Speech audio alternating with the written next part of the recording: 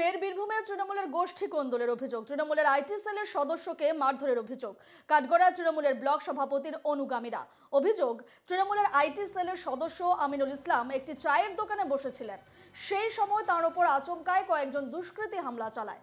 আক্রান্ত আইটি সেলের কর্মীর অভিযোগ, সিউড়ি ২ নম্বর ব্লক সভাপতি নুরুল ইসলামের অনুগামীরা তার উপর হামলা চালিয়েছে। অভিযোগ অস্বীকার করেছে তৃণমূল ব্লক সভাপতি।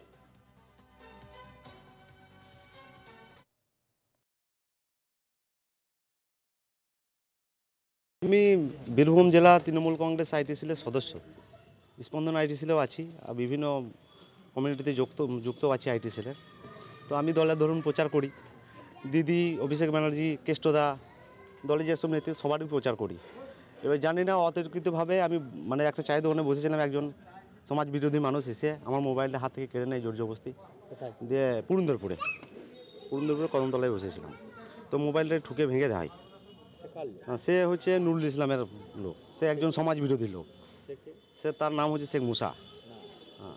ও নুরুলের লোক। নুরুল ইসলাম হচ্ছে ব্লক সভাপতি সিউড়ি 2। হ্যাঁ, তৃণমূল কংগ্রেসের। জানি না, আমাদের এইসব দল করা পছন্দ করছে না। কেন পছন্দ করছে না উনি জানবেন।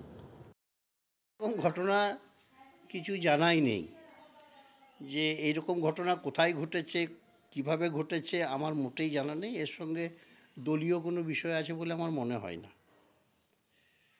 আমার জানা নেই এই ব্যাপারে।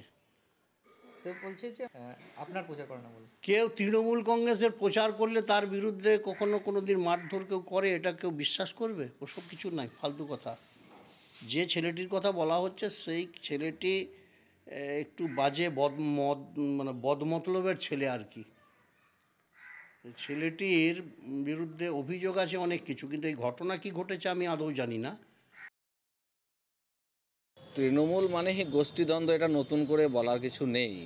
সে সোশ্যাল মিডিয়া হোক, আইটি সেল হোক, বা তাদের যে কোনো যে মোর্চা থেকে শুরু করে বিভিন্ন যে সংগঠনের যে দায়িত্ব আছে, এখন পুরোপুরি দল দুভাগে বিভক্ত হয়ে গেছে। এখন কারা কাজল শেখের সাথে থাকবে, কারা অনুব্রতর সাথে থাকবে, এই নিয়ে এখন তরজা এবং গোষ্ঠীদ্বন্দ্ব, মারপিট চলছে। এটা কখনোই সভ্য সমাজে কাম্য নয়। একটা রাজনৈতিক দল, সেই দলের কর্মীরাই আক্রান্ত যদি হয়, তাহলে সাধারণ মানুষের নিরাপত্তা কোথায়? আর সাধারণ মানুষের কথা তো এরা চিন্তা করে না।